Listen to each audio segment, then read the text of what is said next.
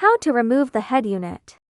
This is the center console of the 2013 to 2018 Mercedes-Benz B-class W246.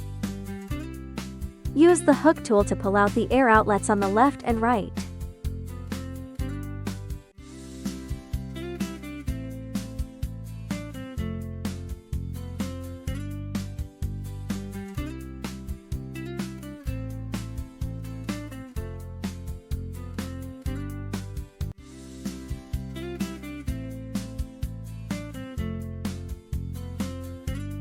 Use the screwdriver to loosen the two screws fixing the head unit.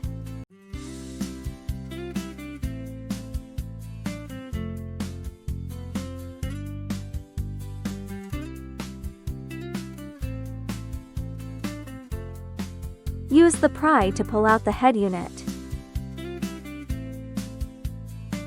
Unplug the cable on the side of the head unit.